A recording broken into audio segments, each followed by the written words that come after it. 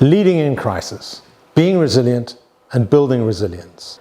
Let's explore this topic so that we can understand how we create clarity as a leader, especially in the face of uncertainty and volatility, both for ourselves and for others. I'd like to look at two models to help us do this. The first is a model from Diane Kutu in her Harvard Business Review article, How Resilience Works, written in 2002. Resilience is about the presence of three elements. Ask yourself, to what extent are they present for you? The elements are facing reality, improvising, and anchoring in meaning. Facing reality is about understanding and accepting what is and where we are now. Improvising is about facilitating faster learning and adaptation in the face of a new reality. It's about moving from paralysis to action, anti-paralysis if you like. And the third element, anchoring in meaning, is about creating internal stability and clarity around the big questions. The big questions, the purpose, the reason for being, and the values and behaviors that govern what we do. I'd like you to think about Diane Kutu's model and do so in relation to another model on resilience from Holling and Gunderson. Now, Holling and Gunderson study natural systems, ecosystems, and apply some of that work, ecological work, environmental work, to organizational systems and to personal systems. When we think of a system, we can think of ourselves as human beings, as individuals. We can think about the organization.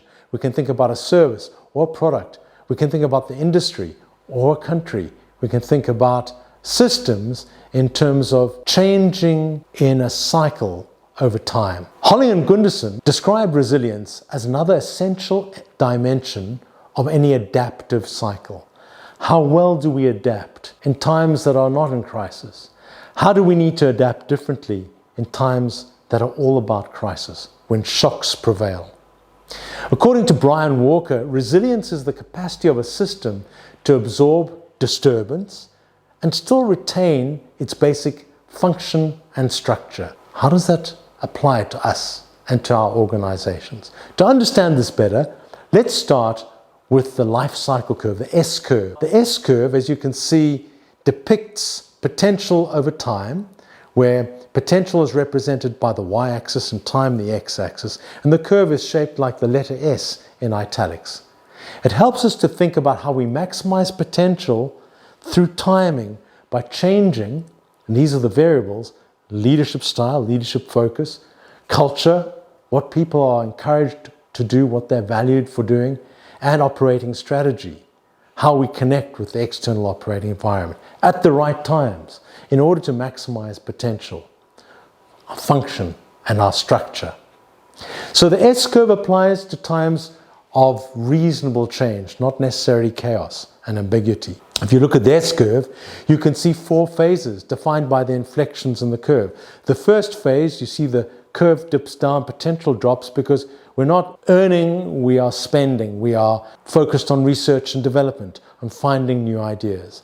And when we do find a new idea, we're in the second phase, the curve inflects upwards into growth. And then our emphasis needs to move from ideas to focus on growth and results and execution. Eventually, in our environment, we reach saturation or maturity.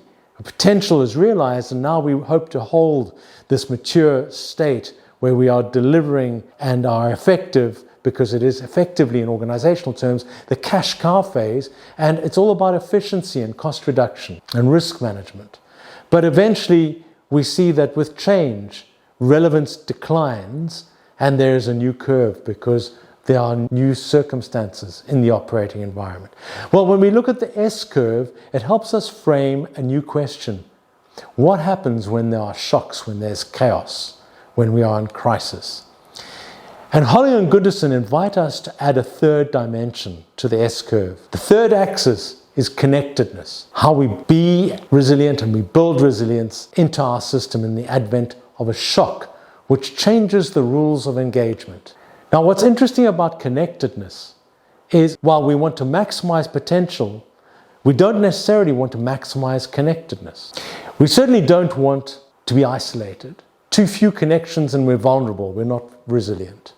But equally, we may not want to be overly enmeshed. When we are stuck by rules and regulation and complexity and compliance, the system becomes vulnerable in a different way because we are unable to change course quickly. So Holling and Gunderson recognized that adaptive systems optimize connectedness. When we optimize connectedness, we are more able to be agile, move quickly. It reflects the second phase, in fact, of that S curve, which is all about speed and growth. So when we think about resilience in life cycle terms, that S becomes a figure of 8, because when a shock occurs, we don't collapse and lose all potential. We regroup and we improvise and we anchor in new meaning and we reinvent the curve. So we link the end point of the S curve to the beginning point of the S curve and we have the figure of 8. We maximize potential, but we optimize connectedness. Please think about these two models of Diane Kutu and Holling and Gunderson. To what extent are you building resilience by facing reality, having the right senses? To what extent are you anchoring in meaning, identity and purpose, creating internal clarity and stability? And how well are you able to improvise, share and evolve decision-making, foster a culture of curiosity and discovery and experimentation and agility, and coordinate that activity and include the disparate voices? Are you able to facilitate faster learning and adaptation, particularly in the advent of a shock, a crisis, to build resilience? How well are you going about maximizing potential and optimizing connectedness? So think of the 3 elements of Diane Kutu to build resilience, how resilience works, and Holling and Gunderson's third axis, connectedness. Optimize connectedness, but maximize potential.